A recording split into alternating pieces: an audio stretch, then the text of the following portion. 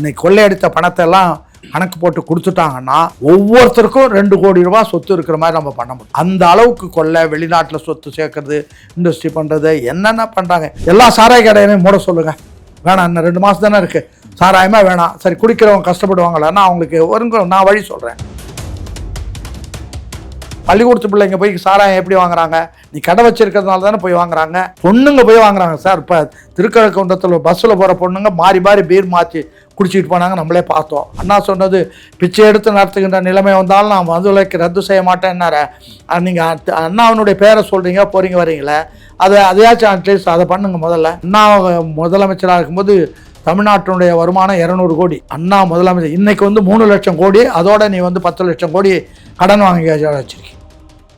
சித்திரை one media நேயர்களுக்கு வணக்கம். நான் உங்கள் வினோத் துரைராஜ். இன்று நம்முடன் மூத்த அரசியல் தலைவர் மற்றும் அதிமுகவின் முன்னாள் எம்எல்ஏ திருச்சி சவுந்தரராஜன் அவர்கள் நம்முடன் இணைந்திருக்கிறார். வணக்கம் சார். வணக்கம். திமுக தலைவர் மு.க. ஸ்டாலின் அவர்களுமே இப்போ சொல்லியிருக்கிறாரு, இனியும் நான் தான், எப்போதும் நாம தான், நம்பிக்கையுடன் இருங்கள் அப்படிங்கிறாங்க. மக்கள் இன்னும் இதெல்லாம் இச்சகம் பேசி மக்களை ஏமாத்துறதுன்றது ஒன்று. மக்களை ஏமாத்துறதுன்னா பல வகையில் ஏமாத்துறான். மந்திரவாதி ஏமாத்துறான், அப்புறம் மாயாஜால வித்தவான், அப்படி இது ஒரு தொழில் அப்படின்னு தான் நம்ம எடுத்துக்கணும். தவிர உங்களோட தான் வா உன் சொத்தெல்லாம் எவ்வளோ இருக்குன்னு கணக்கு கொடுத்துப்ப.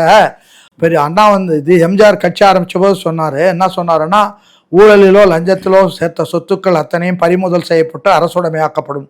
நீ சொல்லு, இப்போ இருக்கிறவங்க எவ்வளோ சம்பாதிச்சா அதை கூட இங்கே தமிழ்நாட்டில் இருக்கிற கடைசி ஆளுக்கு குறைஞ்சது 2 கோடி தரலாம்.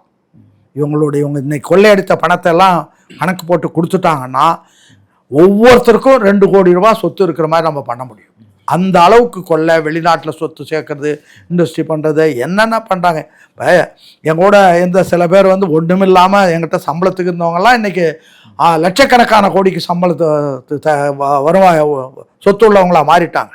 இதெல்லாம் எங்கேருந்து வந்தது? மக்களை ஏமாத்துறதுக்கு, அதை பல்லவி பாடுறதுக்கு, அவங்கள லாலிபாடி பண்ணுறதுக்கு இப்படி தான் பண்ணுறாங்களே. அதனால் இது ஒரு வகையான இச்சகம், வேறு ஒன்றும் கிடையாது. ஏன் வந்ததும் கொடுத்து நான் கேட்குறேன், இன்றைக்கி எல்லா சாராய கடையிலையும் மூட சொல்லுங்கள். வேணாம், இன்னும் 2 மாதம் தானே இருக்குது, சாராயமே வேணாம். சரி, குடிக்கிறவங்க கஷ்டப்படுவாங்களான்னா அவங்களுக்கு வருங்க, நான் வழி சொல்கிறேன். குடிக்கிறவன் ரொம்ப குடியினால தான் வாழ முடியுன்றவனுக்கு பர்மிட் கொடு. அவனுக்கு கொடுத்துட்டு அவனுக்கு இந்த பாட்டில் குவார்ட்டர் காஸ்ட்டு 10 ரூபா, அதே 10 ரூபாய்க்கு அவனுக்கு கொடு. அவன் பாட்டுக்கு குடிச்சிட்டு உயிரோடு இருக்கிற வரைக்கும் இருக்கட்டும், சாகட்டும். பாக்கி பேருக்கு இப்போ பள்ளிக்கூடத்து பிள்ளைங்க போய் சாராயம் எப்படி வாங்குறாங்க? நீ கடை வச்சிருக்கிறதுனால தானே போய் வாங்குறாங்க. பொண்ணுங்க போய் வாங்குறாங்க சார். இப்போ திருக்கழுக்குன்றத்தில் பஸ்ஸில் போகிற பொண்ணுங்க மாறி மாறி பீர் மாற்றி குடிச்சிட்டு போனாங்க, நம்மளே பார்த்தோம். இதெல்லாம் எப்படி கை கட்டின தூரத்தில் அவங்களுக்கு சாராய கடைகளை வச்சுட்டீங்க? இல்லை, குடிக்கிற ஒரு பரம்பரையை நீங்கள் தான் உருவாக்குனீங்க, அது உங்கள் தப்பு. சரி, அவன் உருவாக்குனவன் அதில் போதையில் இருக்கிறான்னா அவனுக்கு அவனை மாத்திரம் டெஸ்ட் பண்ணி பாட்டில் மாத்திரம் அவங்களுக்கு மாத்திரம் கொடுத்து பாக்கி கடைகளெல்லாம் மூடுங்க, அந்த வருவாய் தேவையில்லைன்னு சொல்லிட்டு. அண்ணா சொன்னது பிச்சை எடுத்து நடத்துகின்ற நிலைமை வந்தாலும் நான் மதுவிலக்கு ரத்து செய்ய மாட்டேன்னார. நீங்கள் அண்ணாவனுடைய பேரை சொல்கிறீங்க, போகிறீங்க வரீங்களே, அதையாச்சும் அட்லீஸ்ட் அதை பண்ணுங்க. முதல்ல லஞ்ச லாவண்யத்தில் சேர்த்த சொத்துக்களை எல்லாம் விடுங்க. லஞ்ச லாபத்தில் சம்பந்தப்பட்டவங்களெல்லாம் வெளியில் அனுப்பிட்டு நேர்மையானவங்களை வச்சு ஆட்சி நடத்துங்க. உங்களை நான் பாராட்டுறேன். அதெல்லாம் உங்களால் பண்ண முடியாது. ஏன்னா அந்த வலையில் சிக்கிக்கிட்டீங்க. நீங்களும் ஒருத்தர் சிக்கிக்கிட்டு இருக்கீங்க. உங்களால் அதுலேருந்து வெளியில் வரவே முடியாது. அதனால் புதுசாக வர்றவங்க தான் தேரணும். வரலன்னா இந்த நாடு வரும்னு நம்புகிறோம். வரணும். வரலன்னா இந்த நாடு குட்டிச்சவராகிடும். நீங்கள் விஜயகாந்த் இருந்த வரைக்கும் திமுகவை எதிரியாக தான் நினைச்சார். அவருடைய கல்யாண மண்டபத்தை நாசம் பண்ணது, வேணும்னே நாசம் பண்ணது இவர் தான்ன்றது அவரே அப்போ அறிக்கையெல்லாம் விட்டார், எல்லாமே பண்ணார். இப்போ இந்த அம்மாவை ஏமாற்றி உன்னை உள்ளே சேர்க்குறீங்க. விஜயகாந்துடைய ஆவி சும்மா இருக்காதுன்றான். அந்த அம்மா 4 நாளைக்கு முன்னாடி கொடி ஏற்றுற போது அந்த கொடி அறுந்து விடுது. உடனே ஒருத்தவங்க போட்டிருக்கான், விஜயகாந்தனுடைய ஆவி தான் அதை அறுத்து விட்டுடுச்சு அப்படின்னு சொல்லிட்டு போடுறாங்க. இதெல்லாம் ஏமாத்துற வித்தியில் பணத்துக்காக வச்சுக்கிட்டு, கொள்ளையடிச்ச பணத்தை வச்சுக்கிட்டு ஏமாற்றி மக்களை தவறான வழிக்கு கொண்டு போகிறது தவிர வேறு என்ன இருக்குது? இன்னும் சொல்லப்போனால் அடிப்படை இந்த சம்பளம், இந்த சத்துணவுக்காரங்க வேலை, இது கிளீனிங் பண்ணுறாங்களே, அது என்னது, தூய்மை பணியாளர்கள், அவங்களுக்கெல்லாம் ஒரு பேசிக் சேலரின்னு ஒன்று. அதாவது சேலரிலேயே கம்யூனிசத்தில் அடிப்படையான ஒரு சம்பளம் இருக்கணும். அது எப்படி அவனுக்கு 8,000 9,000 கொடுத்தா அவன் எங்கேருந்து வருவான்? இன்னும் சொல்லப்போனால் நான் பார்த்தேன், ஒரு இதில் போய் ஒரு டூரிஸ்ட் ஹோமில் தங்கியிருந்தேன். அங்கே இந்த கடைசி தரத்தில் இருக்கிற ஆள் ஒருத்தர் வந்தார். என்னையாண்ணா, அநியாயங்க, எங்களுக்கு சம்பளம் கவர்மெண்ட் 25,000 கொடுக்குது, இவங்க 10,000 கொடுக்குறாங்க, அதுக்கு எங்களை பூராவும் குத்தகைக்கு விட்டாங்க. யாரோ திருச்சியில் இருந்த ஒருத்தன் எங்களெல்லாம் குத்தகை எடுத்துக்கிட்டு அவன் 10,000 தான் கொடுக்குறான், பாக்கி பணம் பூரா அவன் எடுத்துக்கிட்டு போகிறான். அரசாங்கம் கொடுக்குற பணத்தை அவன் சுரண்டத்துக்கு நீ வழிவகுக்கிற காரணம் அவன் தெய்வம் உனக்கு தேவையோ அல்லது அவன் உனக்கு வேண்டியவனோ எனக்கு தெரியல. இப்படிப்பட்ட அநியாயங்கள்லாம் நடந்தால் நாட்டில் எங்கேருந்து போடும்? டவுன் ட்ராடனை பற்றி கவலையே படல யாருமே. ஒவ்வொரு விஷயங்களும் டெண்டர்கள் கொடுத்து அது மூலமாகவும் கமிஷன் கரப்ஷன் அதான் அது பண்ணுறாங்க. இப்போ தான் சொல்கிறேன்னா, இப்போ டூரிஸ்ட் ஹோம் கிருஷ்ணகிரின்னு நினைக்கிறேன், கிருஷ்ணகிரியில் தான் ஏதோ 2-3 டூரிஸ்ட் ஹோம் எடுத்தாங்களோ ஒரு டூரிஸ்ட் வந்து சொன்னாப்புல, ஐயா எங்களுக்கு அரசாங்கம் விதிப்படி 25,000 சம்பளம் கொடுக்குது, அதை எங்களெல்லாம் இதில் விட்டாங்க, அதாவது குத்தகையில் எல்லாமே இப்போ ஃபுல்லாக கான்ட்ராக்ட் விட்டாங்க. அவன் அதை வாங்கிட்டு எங்களுக்கு 10 தான் தரான், அதுக்கு மேலே கிடைச்சா அடித்து துரத்துறான், நாங்கள் என்னையா பண்ணுறது? நாங்கள் அரசாங்கம் தான் அதை அரசாங்கம் கொடுக்க வேண்டிய சட்டப்படி கொடுக்கறத கூட அதை இடையிலேருந்து ஒருத்தன் பிடுங்கிறதுக்கு நீ வழிவகுத்து அவங்ககிட்ட நீ லஞ்சம் வாங்கிக்கிறேன். இது எங்கே போகிற? அமலாக்கத்துறை கொடுத்த கடிதத்துலையுமே அந்த விஷயம் இருக்குது. டெண்டர் மூலமாக கொடுக்கப்பட்ட டெண்டர் மூலம் விடப்பட்டு அதிலிருந்து 7.5% கிட்ட திமுகவோட பார்ட்டி ஃபண்டுன்னு சொல்லி கட்சிக்கு நிதியாக வந்திருக்குது அப்படிங்கிறத அமலாக்கத்துறையும் அதில் மென்ஷன் பார்த்தேன். அதான் இதெல்லாம் நீங்கள் என்னங்க, மக்கள் என்ன பண்ணுவோம், மக்கள் பூரா கெட்டு போயிடும். இளைஞர்கள் பூரா, இப்போ நம்ம தமிழ்நாட்டில் இருந்த மக்கள் தான் அந்த காலத்தில் உலக நாடுகளை பூரா வளப்படுத்தினாங்க. இப்போ குடிச்சே குடும்பங்கள் அழிஞ்சு போகுது. சராசரி இப்போ நான் சொல்கிறேன், இந்த 5 ஆண்டு காலத்தில் குறைஞ்சது தமிழ்நாட்டில் இருக்கிற மக்களில் 30% மக்கள் குடியினால் இழந்திருக்காங்க. அவங்க குடும்பங்கள் இளம் விதவைகள் அதிகமாக இருக்காங்க. அவங்க விதவைகள் அதிகமானால் என்ன ஆகும்? அப்புறம் வேறு வகையில் தவறுகள் நடக்குது, சமுதாயம் கெட்டு போகுது. குடியினால் அவன் ஒரு குடும்பம் கெடுக்கிறது மாற்றம் இல்லை, அந்த குடும்பம் இப்போ ஒரு பொண்ணு கல்யாணம் பண்ணி வருது அப்படின்னு வச்சுக்கோங்க, கல்யாணம் பண்ணிட்டு இருக்குது, அவன் செத்துடுறான், அதுக்கு பிறகு அவளுக்கு மறுவாழ்வு இல்லைன்னா ஏதோ ஒரு இடத்துல பலியாயிட வேண்டியது சூழ்நிலை சேர்ந்து, அதனால் இன்னொரு குடும்பம் கெடுது. இதெல்லாம் என்ன விரிவாக பேசுறதுக்கு நான் கொஞ்சம் தயக்கமாக இருக்குது. ரொம்ப இதை நான் பார்க்குறேன், கேட்குறேன், எல்லாத்தையும் இருக்குது. இது ஒவ்வொன்றையும் ஆய்வு பண்ணால் காமராஜர் காலத்தில் குடிசை வளம், இப்போ அண்ணா முதலமைச்சராக இருக்கும்போது தமிழ்நாட்டினுடைய வருமானம் 200 கோடி. அண்ணா முதலமைச்சர் இன்னைக்கு 3 லட்சம் கோடி, அதோட நீ 10 லட்சம் கோடி கடன் வாங்கி வச்சுருக்கீங்க. இன்னும் 200 கோடியை வச்சுக்கிட்டு அவங்க ஆட்சி ஒழுங்காக பண்ணாங்க. அப்போ காமராஜர் சமூக சேவையை என்னமோன்னு ஒருத்தரை போட்டு குடிசை பகுதியிலலாம் போய் அவங்க ஒரு குடும்பத்தில் எத்தனை பேர் இருக்காங்க, என்ன பண்ணுறாங்க, என்ன வயது, என்ன படிப்பு, என்ன வியாதி, எல்லாத்தையும் பார்த்து அவங்களுடைய வாழ்க்கையை வளப்படுத்துறதுக்கு யோசனை அல்லது கவர்மெண்ட்லேருந்து திட்டங்களை வாங்கி கொடுத்து அவங்கள வளப்படுத்தணும்னு போட்டார். ஒரு நல்ல ஸ்கீம். அவங்கள ஏன்டா தெரியல, என்ன படிக்கிறதுன்னு தெரியல, எங்கே போகிறதுன்னு தெரியல, அவங்களுக்கு சொல்லணும் இல்லையா, அதுக்கு ஆள் கிடையாது. அதனால் அதெல்லாம் ஒரு அருமையான திட்டங்கள். காமராஜருடைய பற்றி நீங்கள் இப்போ சொல்கிறதுன்னா, அதனால தான் அண்ணா அவரை புகழ்ந்தார். அண்ணா காமராஜர் தோத்த அன்னைக்கு அண்ணா கூட நான் இருக்கேன். அண்ணா அப்படியே பேயறிஞ்ச மாதிரி ஆகிட்டார். இவருக்கு வெற்றி கிடைச்சி முதலமைச்சராக போகிறாரு, ஆனால் அவர் தோத்துட்டார் விருதுநகர்லன்னா. அப்படியே ஆகி உடனே இங்கேருந்து ஃபோன் போட்டு, விருதுநகருக்கு ஃபோன் போட்டு, விவிஆர்னு ராமசாமி நடாருன்னு நினைக்கிறேன், அவருக்கு ஃபோன் போட்டு அந்த பையனை உடனே அங்கேருந்து பேக் பண்ணி இங்கே அனுப்பிடுங்க. யார்? சீனிவாசனை. அங்கேருந்து இவங்க வெற்றி முழக்கங்கள் அது இது பண்ணி அந்த ஊரில் கலாட்டா பண்ணுவாங்கன்றதுனால அதெல்லாம் வேணாம் அனுப்புங்கன்ட்டார். காமராஜர் தோற்றத்துக்கு ரொம்ப வருத்தப்பட்டவர் அவர். அதாவது ஆளுங்கட்சியும் நல்லா இருக்கணும், எதிர்கட்சியும் நல்லா இருக்கணும், அவங்க ஜனநாயக கடமைகளை அவங்க நிறைவேற்றணும் அப்படின்றதுல அண்ணா ரொம்ப அதில் ரொம்ப சீரியஸாக இருந்தார். அதெல்லாம் அண்ணாவோட இருந்ததுனால எங்களால் அதுலேருந்து மாற முடியல. அதுதான் உண்மை. நான் அண்ணாவோட இருந்து தொடர்ந்து அதை படித்து அவருடைய பேச்சுக்களை கேட்டு அது பண்ணி வந்ததுனால அந்த இடத்துலேருந்து வித்தியாசப்பட்டு வர முடியல.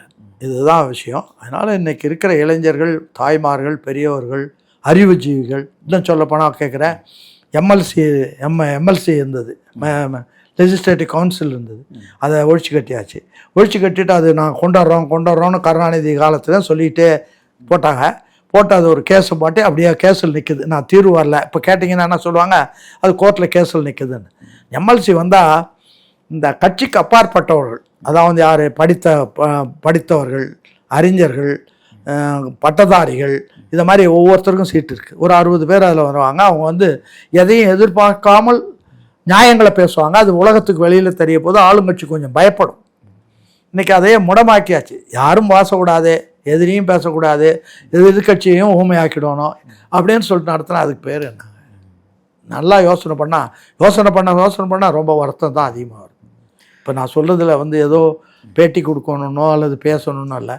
நல்லா சிந்திச்சு பார்த்தோன்னா, இப்போ நாடு கெட்டு போனால் வீடு இல்லை, நாடு இல்லையேல் வீடு இல்லைன்னாரு அண்ணா. அதே எம்ஜிஆர் படத்தில் இப்போ நாடு அதை நாடு இல்லாவிட்டால் ஏது வீடுன்னாரு. அது பலருக்கு புரியறதில்லை. நாடு இல்லைன்னா நாடு கெட்டு போனால் இப்போ பாருங்கள், பாலஸ்தீனத்தில் 10 கார் 15 கார் வச்சுருந்து ஓஹோன்னு இருந்தவெல்லாம் அங்கே யூதர்கள் தகராறு வந்ததுனால எல்லாரும் பிச்சைக்காராயின்னு ஒரு வேளை சோத்துக்கு அலையிறான் வச்சுக்கிட்டு. அது நாடு நாடு எவ்வளோ பெரிய கோட்டைகள் கட்டியிருந்தாலும் அவ்வளோ பிச்சைக்காரன். அதே மாதிரி தான் இலங்கையிலேயும் அதான் ஆச்சு. இலங்கையில் நம்ம கண்ணு எதிரில் ஆச்சு. ஈழத்தில் என்னுடைய நல்லா தான் சொல்கிறேன், எங்கே வேணாலும் சொல்லுவேன், தமிழ் ஈழம் கிடைத்ததை அழித்தவர் கருணாநிதி. இவரை தவிர எம்ஜிஆரோ இந்திராவோ இருந்திருந்தால் நம்ம தமிழனுடைய கொடி ஐநாவில் பறந்துருக்கும். அதை பறக்காமல் பண்ணது இவர் தான். அதுக்கு இவர் நெடுமாறன் ஒரு பேச்சை வந்து தமிழ் ஈழத்திற்கு கருணாநிதி செய்த துரோகம்னு ஒரு சின்ன புத்தகம் ஒன்று போட்டார். அதில் படிச்சிங்கன்னா என்னென்ன மாதிரியெல்லாம் பண்ணியிருக்காங்க, எவ்வளோ துரோகங்கள் பண்ணியிருக்காங்க அப்படின்றதெல்லாம் இதெல்லாம் வந்து இன்று வரைக்குமே இப்போ கூட முதல்வர் தமிழ் வெல்லும் தமிழ் போராடும் அப்படின்னு சொல்லி தானே பிரச்சாரத்தை மேற்கொள்கிறாரு. அதெல்லாம் அதான் சொல்கிறேங்கல்ல. அதாவது கழுதைக்கு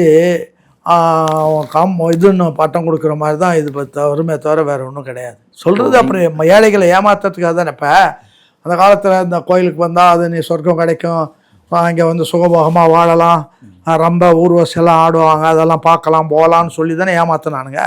அதில் ஒரு பகுதி இது, அவ்வளோதான், வேறு ஒன்றும் கிடையாது. அது அவன் லெவலுக்கு அவன் பண்ணான். சொர்க்கத்தை காட்டி இல்லாத ஒன்றை காட்டி ஒன்று அங்கே போகிறதுக்கு உங்கள் கிட்ட இருக்கிறதெல்லாம் கொண்டாந்து என்கிட்ட கொடுத்துட்டு போடான்னு வாங்கிட்டு இருந்தான். அதே மாதிரி இல்லாத ஒன்றை செய்யாத ஒன்றை சொல்லி இவங்க வாங்கிட்டு இருக்காங்க. அவ்வளோதான். அதுக்கும் ஒரு பெரிய வித்தியாசம். உங்களோட முக்கிய அணிவேராக இருந்த திமுக அப்படிங்கிறது தான் உங்களுடைய அரசியல் வாழ்க்கை ஆரம்பம். அது இப்போ கலைஞர் கருணாநிதி, மு.க. ஸ்டாலின், அடுத்து உதயநிதி ஸ்டாலின் அப்படின்னு உங்களுக்கு எப்படி? நான் தான் சொல்கிறேனே, நான் இன்னைக்கு என்ன நீங்கள் கேட்டிங்கன்னா, நான் வந்து நான் திமுக தான். திமுகவினுடைய கொள்கையில் ஒரு பயிரியலை அளவு கூட நான் பரவாமல் இருந்துகிட்ருக்கிறேன். இப்போ திமுகவினுடைய கொள்கையில் முக்கியமானது ஜாதி ஒழியணும், மதம் ஒழியணும், கடவுள் ஒழியணும், காந்தி ஒழியணும், காங்கிரஸ் ஒழியணும். இதுதான் மூலக்கொள்கை 5. இந்த மூலக்கொள்கையின்படி கட்சி ஆரம்பித்து நடத்திட்டு இருக்கும்போது சிவாஜி கணேசன் கட்சியில் இருந்தார். அவர் யாருக்கும் தெரியாமல் ரகசியமாக திருப்பதிக்கு போயிட்டு வந்தார். அண்ணாவுக்கு தெரிஞ்சது, கட்சி விட்டு நீக்கிட்டார். யாரை? சிவாஜி கணேசனை நீக்கிட்டார். அப்படி இருந்த ஒரு இயக்கத்தில் இன்றைக்கி அவன் பொட்டு வச்சுக்கிட்டு, ராமம் போட்டுக்கிட்டு, கயிறு கட்டிக்கிட்டு, காவடி தூக்கிட்டு போகிறானே, இவங்கெல்லாம் கட்சிக்காரனா? இதெல்லாம் கட்சியா? பெயர் பலகை மட்டும்தான் இங்கே இருக்கிறது, வேறு ஒன்றும் திமுகவினுடைய எந்த கொள்கையும் இல்லை. அண்ணா ஒரு இடத்துல இது குடியாட்சி கோமான்னு ஒரு புத்தகம், அதில் வந்து என்ன சொல்கிறாருன்னா, ஒரு இயக்கத்தை நீ உருவாக்கி விட்டு அதை ஆட்சி பீடத்தில் அமர வைத்து விட்டு அதோடு உன்னுடைய பணி நிறைவடைந்து விட்டதாக கருதாதே. கூர்ந்து கவனித்து கொண்டிரு. தவறு நேர்ந்தால் சுட்டி காட்டு, மேலும் தவறு நடந்தால் தட்டி கேள், மேலும் தவறு நடந்தால் அதை அழிப்பதற்கு போராடுன்றார். அதுதான் அண்ணாவினுடைய கொள்கை. அதில் அதே மாதிரி ஒரு தலைவனை விட கட்சி எவ்வளோ பெரிதோ அதை விட பெரிது ஒன்று இருக்கிறது. அதுதான் கொள்கை. கொள்கைக்காக தான் கட்சி, கட்சிக்காக தான் தலைவன். கொள்கை இல்லாட்டி போச்சுன்னா கட்சி எதுக்கு, தலைவன் எதுக்கு, என்ன வேலை அவனுக்கு ஒன்றும் கிடையாது. அதே மாதிரி அவர் 1967 மார்ச் 6ஆம் தேதி பதவி ஏற்க போகிறாரு. 5ஆம் தேதி சென்னையில் ஹபீபுல்லா ரோட்டில் எஸ்டிஎஸ் திருமண மண்டபம்னு ஒன்று இருக்குது. அதில் வந்து ப்ரெஸ் மீட் நடத்தினார். அந்த ப்ரெஸ்ஸில் வெளிமாநிலங்களில் தான் நிறைய பேர் வந்தாங்க. எல்லாரும் ஒன்று கேட்டாங்க, எல்லாத்துக்கும் பதில் சொல்லிகிட்டே வந்தார். கடைசியாக அவர் என்ன சொன்னாருன்னா, நான் வந்து தேர்தலில் நின்னது ஆளுங்கட்சியாக வரணும்னு நிற்கலை, வலுவான எதிர்கட்சியாக இருக்கணும்னு தான் நினச்சேன். ஆனால் மக்கள் என் தலையில் தூக்கி வச்சுட்டாங்க, எனக்கு பயமாக இருக்குது. நீங்கள் என்னுடைய ஆட்சியில் எங்கேயாவது ஒரு தவறு நடந்தால் உடனே சொல்லுங்கள், நான் ஒரே நாள் அதை சரி பண்ணிடுறேன். அப்படி இல்லைன்னா நீங்கள் மீடியாவில் கொண்டு வாங்க அப்படின்னு ரிக்வெஸ்ட் பண்ணி கேட்டுக்கிட்டார். அப்படி வந்தவருடைய இயக்கமாக இது, இதுக்கு எதாவது சம்மந்தம் இருக்குதா?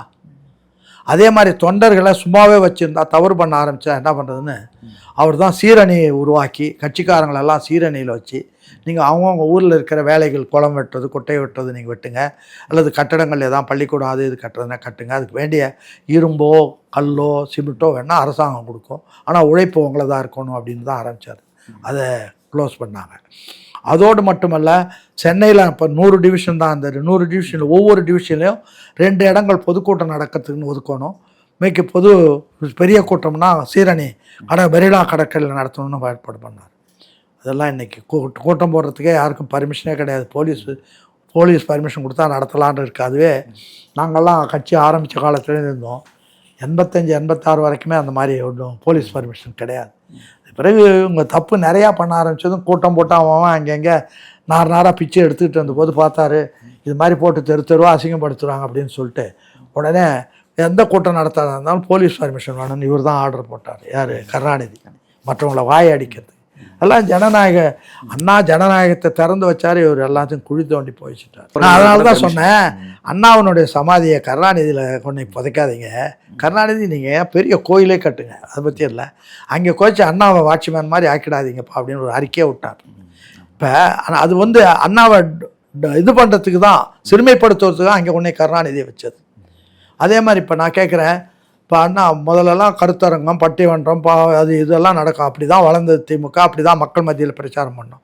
இப்போ அண்ணாவாக இருந்தாலும் சரி, பாரதிதாசன் யாராக இருந்தாலும் அமைச்சர்கள் போய் மலர் தூவி மாலை அணிவிப்பார்கள்லாம். நான் இந்த மந்திரிகளுக்கு, அந்த அண்ணாவினுடைய மந்திரிகளுக்கோ இல்லை இப்போ இருக்கிற இளைஞர்களுக்கோ அண்ணாவினுடைய கொள்கை என்ன, அண்ணா என்னென்ன சொன்னார் போனார் வந்தாலும் ஒரு பட்டிமன்றம் வருஷத்துக்கு ஒரு நாளாச்சும் நடத்தலாம்ல. அதுவே கிடையாது. பட்டிமன்றம், கருத்து அதெல்லாம் சொன்னால் அண்ணாவினுடைய கருத்துக்கள் வெளியில் வந்தால் அதன்படி இவங்க எதிரிகள் ஆயிடுறாங்க. அதனால் அதை மறைக்கிறதுக்கும் அதே நேரத்தில் மக்களை முட்டாளாக்குவதற்கு அந்த மாதிரி பல பேர். இப்போ சிங்காரவேலர் காரணம் வச்சுக்கோங்க, அவரை பற்றி எத்தனை பேர் மந்திரிகளுக்கு தெரியும்னு நினைக்கிறீங்க? யாருக்கு அதை பற்றியெல்லாம் கவலை கிடையாது. எப்படி கல்லா கட்டுறது, எப்படி கரப்ஷன், எப்படி லஞ்சம் வாங்குறது, அதை எப்படி கொண்டாந்து கொடுக்குறது, அவங்களுக்கு எத்தனை ஷேரு, இவங்களுக்கு எத்தனை ஷேரு, அது எப்படி அப்படின்றது கனெக்ட் பண்ணுறாங்க. இது ஒன்றுமே கிடையாது சார், நாசம் பண்ணிட்டானுங்க. இது பிறகு இதை காப்பாற்ற வேண்டியது மக்களுடைய பொறுப்பு, இளைஞர்களுடைய பொறுப்பு, எதிர்கால தலைமுறையினுடைய கடமை. நாங்கள்லாம் வாழ்ந்துட்டோம், முடிஞ்சு போச்சு, இன்றைக்கோ நாளைக்கோ அது வேறு விஷயம். ஆனால் இளைஞர்கள் அதுக்கு துடிப்பாக இருந்து கட்சிக்கு அப்பாற்பட்டு வாங்கன்ற, நீ கட்சி நாட்டை காப்பாற்றிட்டு அதுக்கு பிறகு நீ எந்த கட்சி வேணாலும் பண்ணுங்கள். முதல்ல நாடு காப்பாற்றப்பட வேண்டிய அளவுக்கு இன்றைக்கி இருக்குது. தீப்பச்சி எரியுது, எல்லாரும் ஒரு வாளி தண்ணி போட்டு அமைச்சிட்டு அதுக்கு பிறகு யார் யார் சொத்து என்னென்னன்றது அதுக்கு பிறகு பாருங்கள். அது வரைக்கும் ஜனநாயகத்தை, இந்த நாட்டை காப்பாற்ற வேண்டிய பொறுப்பு இளைஞர்களுக்கு, மாணவர்களுக்கு, நியாயமான உள்ளம் உள்ளவர்களுக்கு இருக்கணும். அதே மாதிரி அறிஞர்கள், தமிழ் அறிஞர்கள், அவங்களெல்லாம் கூப்பிட்டு நிதி கொடுக்குறதெல்லாம் எதுக்கு? அவங்க தான் வெளியில் எதுவும் சொல்லாமல் இருக்கிறதுக்காக வாய் அடைக்கிற விஷயம். இன்னொரு இதில் ஒரு பெரிய ரகசியம் ஒன்று சொல்கிறேன் பாருங்க. அதாவது ஸ்டாலின் அரசியலுக்கு கொண்டு வர்ற போது கருணாநிதி என்ன பண்ணாருன்னா, திமுகவில் சீனியர் பீப்புளெலாம் இருந்தான் வீட்டில் இங்கே அவங்களுக்கெல்லாம் வந்து சீனியர் பீப்புள் முதியவர்களுக்கு 10,000 ரூபா அப்படின்னு ஒரு எல்லாத்தையும் பொறுக்கி, ஏன்டா அவங்க ஏதாவது இது சொல்லக்கூடாது அப்படின்றதுக்காக அது கொடுத்தாங்க. அதே மாதிரி ரிப்பன் பில்டிங்கில் பார்த்தீங்கன்னா கார்பரேஷனில் அதுக்கு முதல்லலாம் வந்து ஒரு தமிழன் ஒரு பிராமின், ஒரு தமிழன் ஒரு கிறிஸ்டியன், ஒரு தமிழன் ஒரு முஸ்லீம், ஒரு தமிழன் ஒரு எஸ்சி, ரொட்டேஷனில் தான் வரும். ஒவ்வொரு வருஷம் ஒவ்வொரு மேயர். ஸ்டாலின் மேயராக வந்தார், கருணாநிதி பார்த்தாரு, அதெல்லாம் இல்லை 5 வருஷத்துக்கு அவன் தான் மேயர்னு ஒரு அரசாங்கத்துலேருந்து ஒரு ஜீவா போட்டு முடிச்சிட்டார். வேறு யாரும் வர முடியும். இது பல பேருக்கு யாருக்கு தெரியும்? இப்போ நான் சொன்னால் யாருக்காவது தெரியும், யாருக்கும் தெரியாது. இதெல்லாம் 62, 63, 64 முடிஞ்சுது. இப்போ அடுத்த 2 தலைமுறை வந்து 2-3 தலைமுறை ஆகிடுது. அதாவது நிறைய விஷயங்கள் நீங்கள் அதை மாதிரி அண்ணா கஷ்டப்பட்டு உருவாக்குனார் நம் நாடு பத்திரிக்கை. இவர் வந்ததும் அதற்கு நிறுத்தினா என்ன அர்த்தம்? என்கிட்ட முரசொலி இருக்குது, நீங்கள் வாங்க. இப்போ நான் கட்சியில் இருக்கேன், என் செய்தி ஒன்று வரணும்னா கருணாநிதி தயவு இல்லாமல் அதில் வராது அப்படின்னு கொண்டு வந்துட்டு, அதோடு மட்டுமல்ல அன்றைக்கி இருந்த மாவட்ட செயலாளர் கூப்பிட்டு ஆளுக்கு 1000 சந்தா கொண்டு வாங்கன்னு கம்பல் பண்ணி வாங்கினார். இதே சந்தா ஒரு நியாயமான ஆளாக இருந்தால் நம் நாடுக்கு வாங்கி கொடுத்து அது பொது பத்திரிக்கை அது வளர்ந்துருக்கணும் இல்லையா? கிடையாது. அதனால் நியாயம் கிடையாது, ஒரு யோக்கியதை கிடையாது, ஒரு ஜனநாயக பண்பு கிடையாது. எல்லாமே பித்தலாட்டம், ஃப்ராடு அதுன்னு ஆயிடுது. அதனால் குட்டிச்சோராக போயிட்டுருக்கு. இந்த சூழ்நிலையில் அவங்க குடும்பத்தை மேம்படுத்துவதற்கு இன்று வரைக்கும் அரசியல் செய்கிறாங்க. அவ்வளோதான் நடக்குது, தவிர வேறு ஒன்றும் கிடையாது. அது தனிப்பட்ட முறையில் நீ பிஸ்னஸ் பண்ணி வளர்ந்து போப்பா, ஒன்று யாரும் வேணான்னு சொல்லலை, நீ வந்து அதை பற்றி இல்லை. ஆனால் அரசாங்கத்தில் பொதுவில் பெரியார் கடுமையாக சொன்னார். என்ன சொன்னாருன்னா, இது மாதிரி வந்து பொது வாழ்க்கைக்கு வந்து அதில் வந்து திருடுறவன் பொண்டாட்டியை கூட்டி கொடுக்கறதுக்கும் அதுக்கும் ஒன்றும் வித்தியாசம் இல்லைன்னு சொல்லிட்டு போயிட்டார். அது மாதிரி எது வேணால் பண்ணுவாங்க அப்படின்றது தான் அவருடைய கருத்து. பொது வாழ்க்கை இது மாதிரி வந்துட்டு பொறுக்கி திங்கிறதுக்கு வந்துடுவாங்கன்னு சொல்லி நாடு வேணா போகுதுங்க, அவ்வளோதான். வேறு ஒன்றும் இதில் சொல்கிறதுக்கு ஒன்றும் இல்லை. பார்க்கலாம் சார், அடுத்தடுத்த வாதங்களை சந்திப்பாங்க. நன்றி. நல்லது, மகிழ்ச்சி.